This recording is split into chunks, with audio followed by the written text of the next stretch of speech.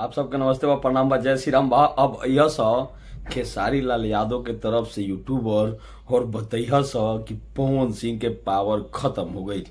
जी हाँ, भइल कुछ ही बा कि आप देख लीजिए, स्क्रीन रिकॉर्डिंग हम चला दिले बनी कि पवन सिंह के गाना पुदीना 2.0 लगभग 18-20 दिन से नंबर 1 पर ट्रेंड करत रहे, लेकिन आज वो आ गइल बा 2 नंबर पर म्यूजिक सेक्शन में और नंबर 1 पर चल गइल बा दढ़िया बढ़िया लागेला। आप लोग स्क्रीन रिकॉर्डिंग में देखत नहीं जा, बाकी जाके खुद भी ट्रेंडिंग पेज पर देख सकत नहीं जा, कुछ हालत ऐसा भइल बा।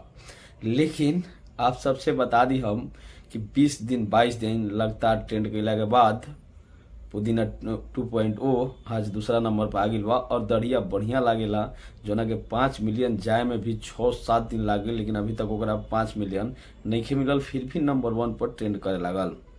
तो आप सब जाना तनी जा कि जो वीडियो पर व्यूज मायने नहीं रखत ट्रेंडिंग में जाए खतरा, ये सब बढ़िया से जाना तनी जा। ऐसे कि अक्षरा सिंह के गाना कमरिया जोना कि 1 मिलियन भी व्यूज एक दिन में ना मिलल रहे, फिर भी ट्रेंडिंग में गई रहे। ट्रेंडिंग के मापदंड कुछ अलग होला, ट्रेंडिंग में जाए खतरा कुछ अलग एलिजिबिलिटी चाहिए, क्राइटेरिया पूरा करे के पड़ी गाना के, उहे गाना ट्रेंडिंग में जाला। तो ये कोनो बड़ बात नहीं है। लेकिन अब जो खेसारी भैया की ओर से बड़ा से यूट्यूबर, अब देखिए एगो आई है से माइक लेके और पता नहीं करेगा कितना बड़ा मैटर बनाई, और कुछ गदहन के लगिया सब पढ़ावे और गदावा करिया सा करिया सा आके यूट्यूब पर कमेंट करिया सा, खूब एक के मजा लुटिया सा।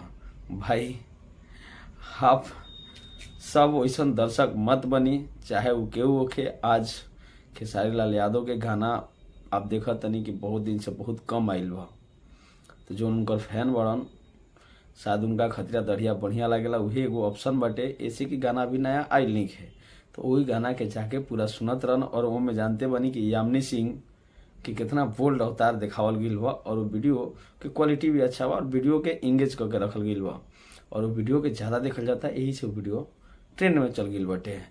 ज़्यादा मतलब कि व्यू ज़्यादा नहीं, ड्यूरेशन ज़्यादा, जो ना वीडियो के ड्यूरेशन ज़्यादा होला वो ट्रेंडिंग में जाला। सबसे बड़ा बात ये है बा ट्रेंडिंग में जाए खतरा कि जो वीडियो पर व्यूज कम रहे या ज़्यादा रहे, मायने रखा ड्यूरेशन ज़्यादा होके चाहिए कि जो आदमी देखत रहन वो वीडियो पर कितना देर रुकत रहन।